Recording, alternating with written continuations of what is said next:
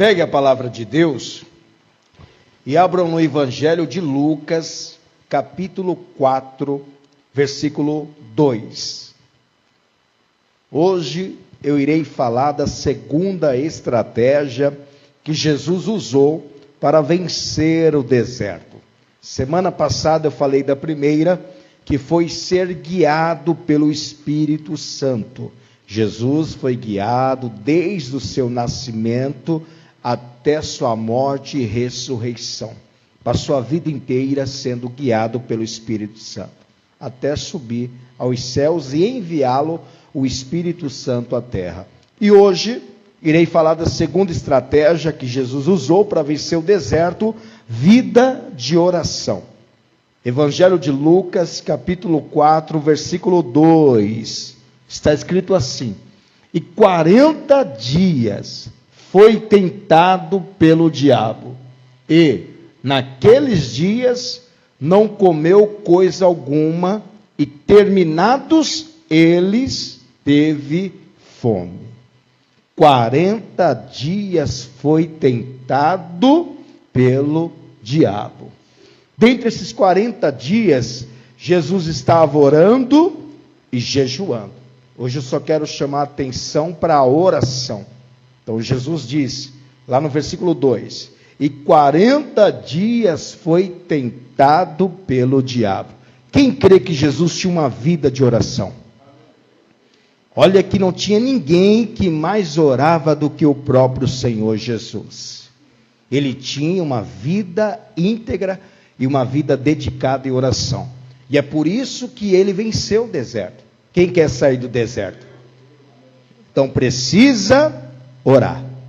Se você não ora, não tem como sair do deserto. Mas se você ora, esse deserto vai passar e você vai para a bênção de Deus. Amém? Quantos creem que Jesus orou? Quantos creem que Jesus venceu o deserto? Então vou reler somente o versículo 2 e a parte A do versículo. Vamos lá. E 40 dias foi tentado pelo diabo. E 40 dias foi tentado pelo diabo. Quantos creem nesta palavra? Então desocupe as tuas mãos e dê para esta palavra a mais sincera, a mais poderosa, a mais verdadeira salva de palmas. E enquanto você aplaude, glorifica, engrandece, enaltece, bem dizer o nome santo do Senhor Jesus. Diga: eu terei uma vida de oração. Eu irei me espelhar em Jesus Cristo, que orava noite e dia sem cessar. Senhor meu Deus, meu Pai, a sua igreja te glorifica, a sua igreja te aplaude. Venha com seu Espírito Santo nesta noite e tome a boca do mensageiro, tome os lábios do pregador e envie, Senhor, a sua palavra com poder e autoridade, com poder e revelação, e que a sua palavra vá e percorra toda a terra e produza o resultado para o qual está sendo mandada. Em nome de Jesus, amém e graças a Deus. Podeis assentá-los. Jesus tinha uma vida de oração. E a oração, ela está ligada com o jejum, ou o jejum está ligado com a oração. É impossível que alguém jejue e não ore, né? Pode muitas pessoas orarem, mas não jejuarem. Mas jejuar sem orar não tem como. Porque a pessoa precisa se abster, precisa ter um momento de consagração. Então, se ela está em jejum, é porque ela precisa orar. E Jesus fazia muito bem isto. A oração é uma arma muito poderosa, porque a oração é um meio de comunicar-se com Deus. Se você não ora, você não fala com o Pai. Quando eu quero conversar com o Pai, eu preciso orar. Por isso que a palavra de Deus mostra em várias passagens bíblicas que tudo que pedides em oração, ou seja, você conversa com Deus e Deus te responde. E por meio da palavra de Deus, Ele responde às suas orações. E Jesus tinha uma vida de oração. Era uma arma que Ele usava muito. Para você ter uma ideia, antes de Jesus escolher os seus discípulos, que ele saiu selecionando a cada um deles, ele passou a noite toda no monte orando. Está lá em Lucas capítulo 6 e o versículo 12. Olha que Jesus, ele tomava todas as suas decisões orando. E é um exemplo para nós. Você que precisa tomar alguma decisão, até mesmo urgentemente, você precisa orar. Não pode ser levado por emoção, ou por aquilo que acha, ou porque pensa que sabe fazer. Sem antes de orar, nada dá certo. Lucas capítulo 6, versículo 12. Olha só. E aconteceu que, naqueles dias, subiu ao monte a orar, e passou a noite em oração a Deus. E quando já era dia, chamou a si os seus discípulos e escolheu 12 deles, a quem também deu o nome de apóstolos. Então quer dizer que Jesus subiu o monte, passou a noite toda orando, falando com o Pai. Quando ele desce, ele sai escolhendo os seus discípulos. Ou seja, ele tomou uma decisão levado debaixo de oração. Ele mostrou esse exemplo. Jesus tinha essa vida de oração. E antes também de ele receber o Espírito Santo, ele também orou. Quem deseja o Espírito Santo aqui? Quem está buscando pelo Espírito Santo? Então o meio de você alcançá-lo é orando. Jesus orou e o Espírito Santo desceu sobre ele. Também está em Lucas capítulo 3, versículo 21. Por isso que Deus disse, Lucas capítulo 11, versículo 13, e o Pai dará o Espírito Santo a todos quantos lhe pedirem. Também está em Lucas 11, 13. Mas eu quero ler o 3, versículo 21. Olha o que aconteceu. E aconteceu que, como todo o povo se batizava, sendo batizado também Jesus, orando ele, o céu se abriu. Quem quer o céu aberto aí? Qual é o meio de abrir o céu? Por meio da oração. Orando. Versículo 22.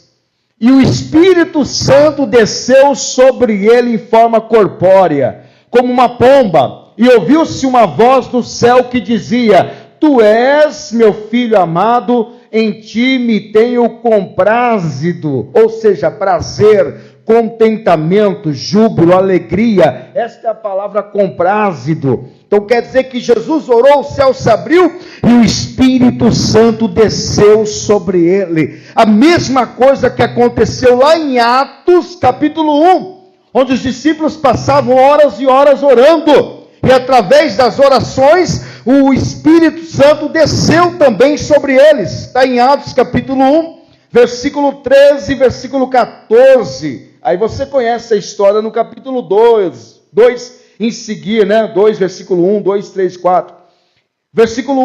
Capítulo 1, versículo 13 e 14. E entrando subir ao cenáculo, que era um mezanino que tinha na parte superior, onde habitavam Pedro e Tiago, João e André, Filipe e Tomé, e Bartolomeu e Mateus, Tiago, filho de Alfeu, Simão o Zelote e Judas, filho de Tiago. Todos estes perseveravam unanimemente em oração e súplicas com as mulheres, Maria, mãe de Jesus, e com seus irmãos. Olha que os discípulos perseveravam em oração e súplica é insistência naquilo que eles queriam. E no capítulo 2 vai dizer que o Espírito Santo desceu sobre eles por meio da oração, como também da mesma forma que Jesus. Então Jesus, ele orou antes de escolher os discípulos. Jesus orou e o Espírito Santo desceu sobre ele. E antes de Jesus ressuscitar Lázaro, também orou. Olha só que coisa, hein? Em todos os aspectos, em toda a trajetória de Jesus, tinha oração. Lá em João capítulo 11, coloca aí João capítulo 11. Quando Lázaro estava no sepulcro já há 4 dias, Jesus foi lá para ressuscitá-lo.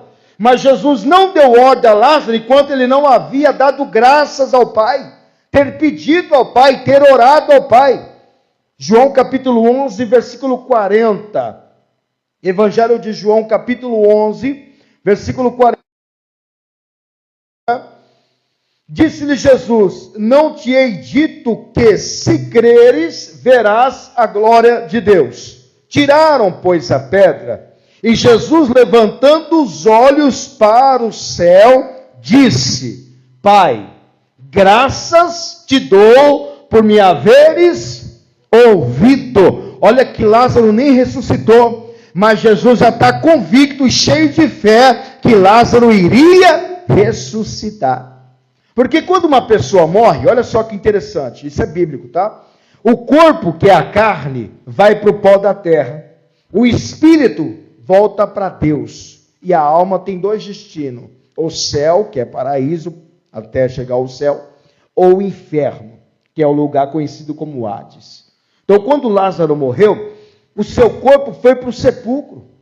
E o seu espírito voltou para Deus. Está lá em Eclesiastes, capítulo 12, versículo 7. Então, para Jesus trazer de volta a vida de Lázaro, ele teve que pedir o espírito de Lázaro. Não é à toa que ele olha para o céu e ele diz: Pai, graças te dou por me haveres ouvido. Ouvido em quê? Nesta oração, para que Lázaro pudesse ressuscitar. Olha o versículo 42. Aí ele vai dizer: eu bem sei que sempre me ouves, mas eu disse isso por causa da multidão que está ao redor, para que creiam que tu me enviaste. Aí depois disso, Jesus dá uma ordem a quem? A Lázaro. Versículo 43, e tendo dito isso, clamou com grande voz: Lázaro, vem para fora. E o defunto saiu, e veja como que ele sai. Tendo as mãos e os pés ligados com faixas, e o seu rosto envolto num lenço, disse-lhes Jesus: desligai-o e deixai-o ir. Como que uma pessoa sai do sepulcro todo amarrado? Os pés, as mãos e o lenço envolto. Uma coisa extraordinária. É como se Deus fosse lá no sepulcro e trouxesse Lázaro para fora. Isso só aconteceu depois que Jesus orou ao Pai, tendo dado graças. Então, antes de ele ressuscitar Lázaro, ele também orou. A vida dele era de oração. Também, além de orar para ressuscitar Lázaro, antes de Jesus for levado à cruz, ele também orou. E diz a palavra que ele orou por 3 vezes. E a mesma oração. Mateus capítulo 26, versículo 39 ao 44. Abram aí Mateus capítulo 26. Olha que Jesus tinha uma vida de oração. Indo um pouco adiante, vai contando quantas vezes ele vai orar. Prostrou-se sobre o seu rosto, orando e dizendo: meu Pai, se é possível, passa de mim este cálice. Todavia, não seja como eu quero, mas como tu queres. E voltando para os seus discípulos, achou-os adormecidos e disse a Pedro: então nem uma hora pudeste vigiar comigo? Vigiai. Você está vendo aí? Para quê? Para que não entreis. É a prova de que Jesus não entrou na tentação do diabo no deserto, porque ele estava em oração. Tem muita gente que ora, mas vigia pouco. Outras pessoas até vigiam muito, mas oram pouco. As duas coisas precisam estarem ligadas. Assim como a oração e o jejum, a vigilância e a oração precisam estar unidos. Jesus provou que é a oração e a vigilância que faz vencer toda a tentação. É por isso que ele saiu do deserto. E o Espírito está aqui, ó, para que não entreis em tentação. Na verdade, o Espírito está pronto, mas a carne é fraca. E ele vai orar de novo. E indo segunda vez, orou dizendo: meu Pai, se este cálice não pode passar de mim sem eu beber, faça-se a tua vontade. E voltando, achou-os outra vez adormecidos, porque os seus olhos estavam carregados. E deixando-os de novo, foi orar dizendo as mesmas palavras. Jesus orou 3 vezes antes de morrer. É por isso que Hebreus fala que antes de ele ser crucificado, ele orou e suplicou. Coloca Hebreus capítulo 5, versículo 7. Ele tinha essa vida de oração. Imagine você que não ora, hein? Se Jesus orou, imagine você que não ora. Está perdido.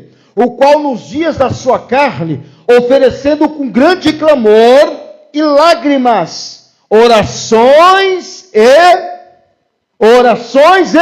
súplicas, ou seja, insistência, ao que podia livrar da morte, foi ouvido quanto o que temia. Este é Jesus, que orou, clamor e insistência para aquele que pudesse livrá-lo da morte. Quem podia livrar Jesus da morte?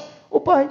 Por isso que ele disse, se for possível, passe de mim este cálice, mas que seja feita a tua vontade. Ele orou ao Pai para que o Pai pudesse livrá-lo. Então Jesus orou, primeiro, antes de escolher os discípulos. Segundo, Jesus orou para receber o Espírito Santo.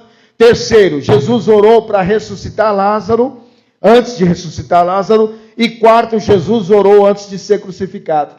Jesus tinha 2 lugares específicos para a oração. Primeiro lugar que ele gostava muito de orar era o monte. Ele não saía do monte. Mateus capítulo 14, versículo 23. Quem quisesse encontrá-lo, Jesus só subir no Monte das Oliveiras, que era um lugar especial dele. Subisse lá e encontrava Jesus no monte. Conhece alguém que não sai do monte? Quer encontrar fulano? Está lá no monte. Não é assim? Fulano não para de subir o monte. Toda hora está no monte. Fazendo o quê? Orando. Olha lá. E despedida a multidão, subiu ao monte. Era o lugar preferido dele. O monte. Né?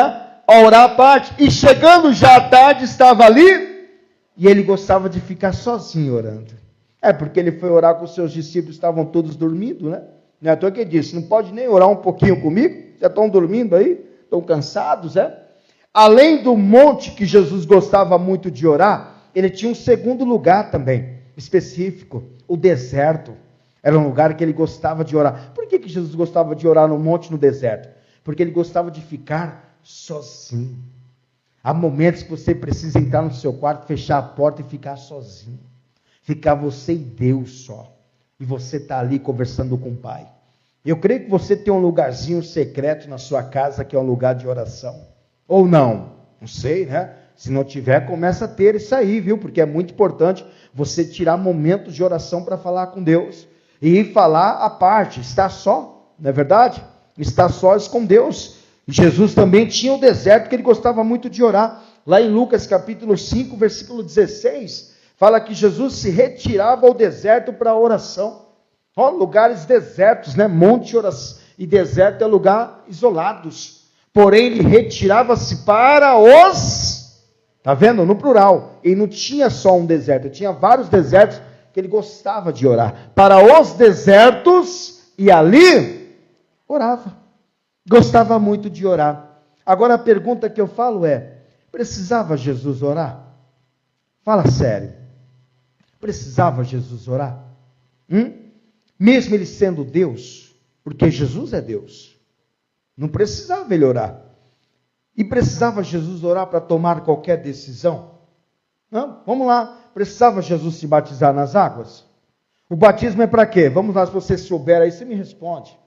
Para que serve o batismo? Vamos lá, arrependimento de pecados, né? O que mais que o batismo serve? Salvação, não é verdade? O batismo é arrependimento de pecados. O batismo é salvação. O que mais que o batismo é, além de salvação? Renascimento, nascer de novo, certo? O que mais que o batismo é? Confissão pública de que Deus é o seu Senhor, né? Porque alguém que está batizando, está confessando publicamente que Deus é o Senhor. Agora vamos lá. Em que pecado que Jesus tinha? Ele batizou, não batizou? Em que pecado que ele tinha? Que pecado que ele cometeu? O apóstolo Pedro disse que sequer nenhum pecado ele cometeu. Nem do pecado ele foi gerado, porque não foi semente de varão, foi semente do Espírito Santo. Quando o Espírito Santo desceu lá, disse, o que está sendo gerado aí, Maria, é filho do Altíssimo, e a virtude do Espírito Santo repousará sobre ele. Então, nem do pecado ele nasceu, não foi nem junção carnal. Ele não nasceu de junção carnal. Segundo, depois que ele nasceu, cresceu, ele não cometeu sequer um pecado. O apóstolo Pedro disse isso, segundo a primeira carta de Pedro, que ele nunca cometeu sequer um pecado. Abra aí a primeira carta de Pedro. Então, por que Jesus se batizou? Nós vamos aprender isso. Para salvação? Salvação do quê? Capítulo 2, versículo 22. Primeira carta de Pedro. Salvação, se ele é o Salvador. Ele precisa de salvação do quê? Se é ele quem salva.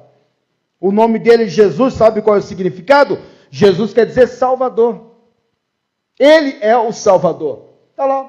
O qual não cometeu pecado. Nem na sua boca se achou mentira. Nunca sequer ele mentiu, nem no primeiro dia de abril, que é o dia da mentira. Então por que ele se batizou? Se ele não precisava se batizar para arrependimento de pecados. Se ele não precisava se batizar para ser salvo, porque ele é o Salvador. Se não precisava se batizar para confessar Deus publicamente, se ele é o próprio Deus. Ele se batizou para deixar como exemplo de que ele cumpriu a justiça de Deus. E existe uma par de gente que não se batiza se o próprio Jesus batizou. Imagine se Jesus não tivesse se batizado. Como ele é onisciente, ele é sabedor de todas as coisas.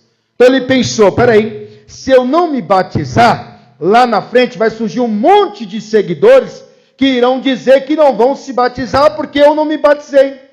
Então, para acabar logo de vez que essa desculpa não vai colar, eu vou me batizar, eu quero ver o que vão dizer.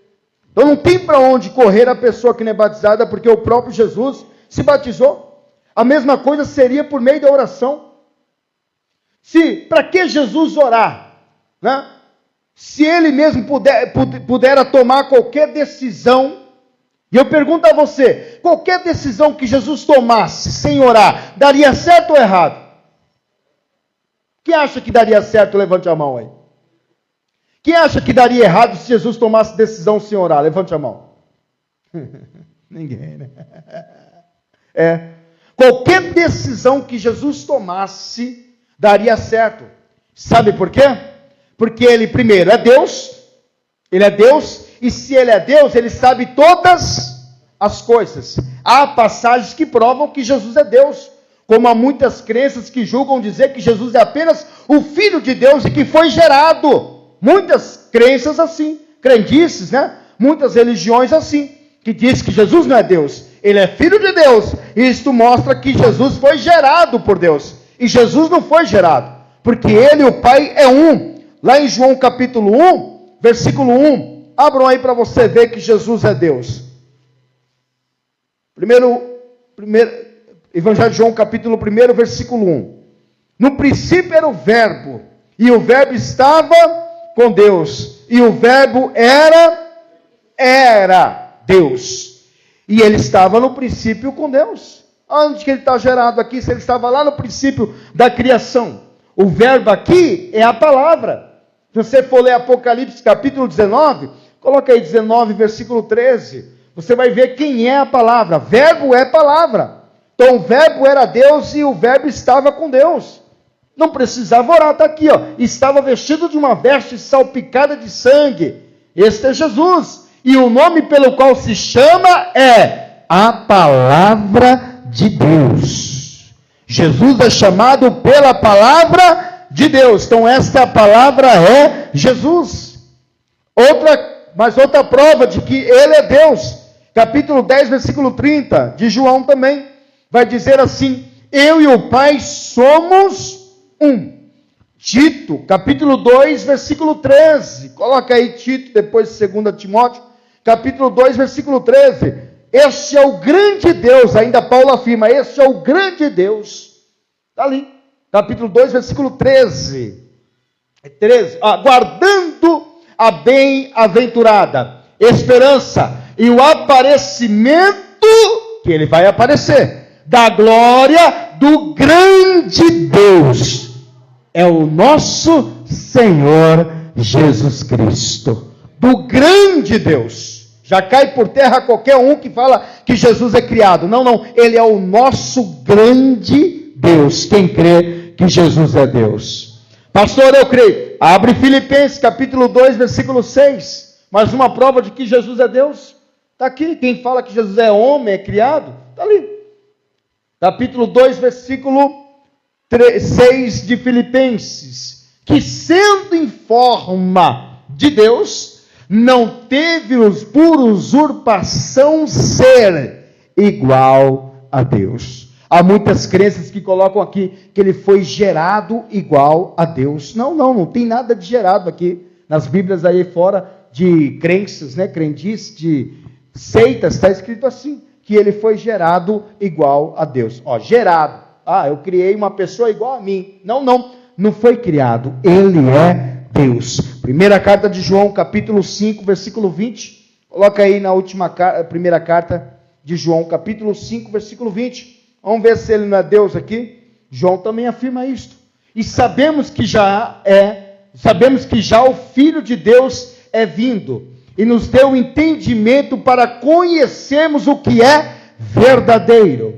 E no que é verdadeiro estamos, isto é, em seu Filho Jesus Cristo. Este é o verdadeiro Deus e a vida eterna. Podes crer que Jesus é Deus.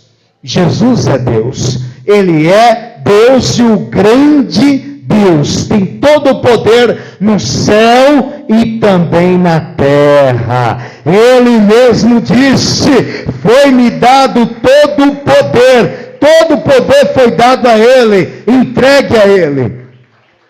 Então, se Jesus, Ele é Deus, Ele tem a onisciência, porque Ele é sabedor de todas as coisas. Quem é Deus sabe tudo. Você não sabe nada porque você não é Deus. Eu também não sei nada porque eu não sou Deus. Mas Jesus é Deus. Me mostra um Deus que não saiba das coisas. Se eu servir um Deus que não sabe de nada, eu prefiro não servir. Eu conheço um Deus aí, mas ele não sabe tudo. Que Deus é esse que não sabe tudo? Se diz que é Deus, é porque está acima do ser humano. Não é verdade? E Jesus, ele não precisava orar, porque ele também tem a onisciência de saber o que iria acontecer, mesmo sem oração. Então, qualquer decisão que Jesus tomasse, sem orar, ele tinha certeza que daria certo. Agora vai você fazer alguma coisa sem consultar a Deus? Vai você agir por uma emoção, ou achando que sabe, e sem pedir direção para Deus, e me prova que você vai dar certo? Nenhum de nós, se tomar qualquer decisão sem antes consultar a Deus e Deus responder, meu amigo, dará certo. Nenhum de nós. Todas as nossas decisões têm que ser baseada, embasada, firmada pela direção de Deus. O Espírito Santo tem que direcionar você para qualquer decisão. E Jesus não precisava orar porque ele é onisciente.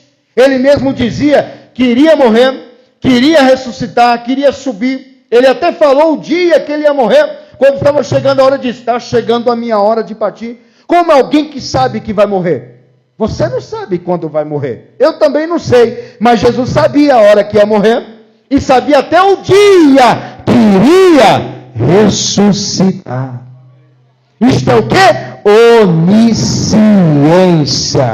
Sabedor de todas as coisas. Então, por isso que ele não precisava orar, porque ele sabia o que poderia acontecer com qualquer decisão dele tomada. Agora você não, tem que orar e continuar orando para tomar qualquer decisão.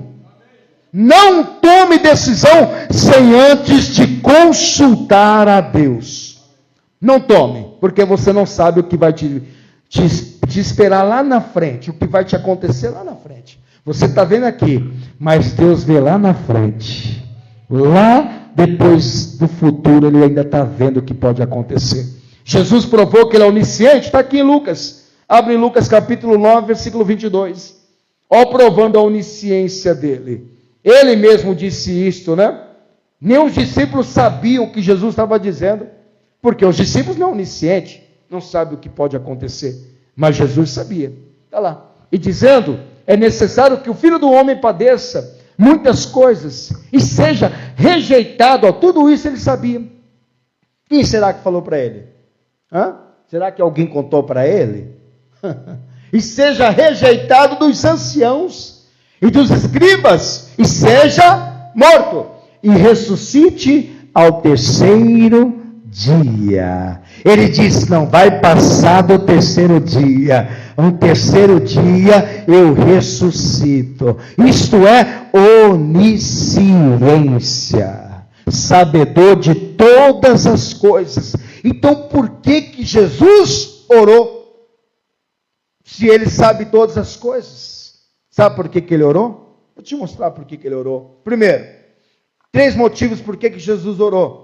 Para desfrutar da comunhão com o Pai, ainda que ele estivesse na terra, ainda que ele fosse sabedor de todas as coisas, mesmo assim ele precisava ter comunhão com o Pai. E para você ter uma comunhão com o Pai, você precisa orar. Diz lá a palavra em João capítulo 17, versículo 20 ao 22. Olha o que Jesus disse em João, que ele orava, porque ele e o Pai eram um. Como pode ser 2 sendo um ao mesmo tempo? Não é verdade? Como que isso pode acontecer? Jesus sendo um, Deus sendo outro, e ali tendo comunhão ambos os dois. Eu não rogo somente por estes. Eu não rogo somente por estes, mas também por aqueles. Pela sua palavra hão de crer em mim. Versículo 21. Para que todos sejam um, como tu, ó Pai, és em mim, e eu em ti, que também eles os discípulos, tá? Sejam um em nós, para que o mundo creia que tu me enviaste, e eu dei-lhes a glória que a mim me deste, para que sejam um como nós somos. Se é 2, como que pode ser um? Você lembra da história que Deus disse: o homem deixará seu pai e sua mãe, se unirá a sua esposa, a sua varoa, e serão ambos uma, mas são 2. Como é que pode ser uma? Porque haverá o quê? Comunhão entre eles. Se não houver comunhão entre um casal, haverá separação. Amós 3,3 diz: andarão 2 juntos, se não estiverem de acordo? Se o homem tem acordo com a mulher tem acordo com o homem, se tornam um só. Tudo que o homem fizer ou tudo que a mulher fizer, estão de ambos acordo. É por isso que Jesus disse: eu e o Pai somos um. Por quê? Porque estavam em comum acordo. Então, quando não há acordo, não haverá comunhão. A palavra de Deus diz em Salmo 133, versículo 1: ó, quão bom e quão suave é que os irmãos vivam em comunhão. O Pai, o Filho e o Espírito Santo são 3. Mas quando eles estão em comunhão, que nunca houve divisão entre eles, pelo contrário, o diabo que quis dividir os céus, mas não conseguiu não. E quando há concordância entre o Pai, o Filho e o Espírito, torna-se um só. Primeira carta de João, capítulo 5, versículo 7, fala sobre isso. Então tem muita divisão em meio de relacionamento, por falta da comunhão entre eles. Não há concordância. E se não há concordância, não andarão 2 juntos se não estiverem de acordo. Isso é bíblico. Capítulo 5, versículo 7, olha lá. Por que 3? Quantos? 3. São os que testificam no céu. Quem é que testifica no céu? O Pai. A palavra, olha o P maiúsculo. Quem é a palavra? Quem é a palavra? Jesus. Está lá em Apocalipse 19, versículo 13, E este é pelo qual se chama a palavra de Deus. E o Espírito Santo. E esses 3 são... Como é que 3 formam-se um? Porque há comum acordo. Há uma comunhão entre o Pai, o Filho e o Espírito Santo. Quando há comunhão, há união e acaba tornando-se um só. É mais ou menos, você vai no mercado, você diz, compra um pacote lá, um kit que vem 3 produtos, mas só paga 1. Mas não são 3? E por que você só paga 1? Porque é um kit. Assim é o Pai, o Filho e o Espírito Santo. Eles são 3, mas eles são um quando há comunhão. Tem que haver união. Por isso que Jesus orava para ter comunhão com o Pai. Ele queria estar sempre mais perto do Pai. Esse é o primeiro motivo por que Jesus orava. Segundo motivo, porque na natureza humana, Jesus dependia do Pai. Quando ele era Deus, ele agia como Deus. Mas também quando ele estava como humano, ele dependia da misericórdia, dependia da união do Pai, da direção do Pai. João capítulo 8, versículo 28, que fala sobre a união aqui. João capítulo 8, versículo 28 e 29. Quem tem comunhão aí com os irmãos? Então você é um só, porque não há divergência de pensamentos, não é verdade? Se eu tenho comunhão com você, eu vou pensar como você, eu vou agir como você. Agora, se eu não tenho comunhão com você, eu vou fazer tudo o contrário. Está lá. E disse-lhes, pois Jesus, quando levantardes o Filho do Homem, então conhecereis quem eu sou, e que nada faço por mim mesmo, mas falo como o Pai me ensinou. Está vendo que tudo que Jesus fazia foi um ensinamento do Pai? Versículo 29. E aquele que me enviou está... Quem que enviou Jesus? O Pai.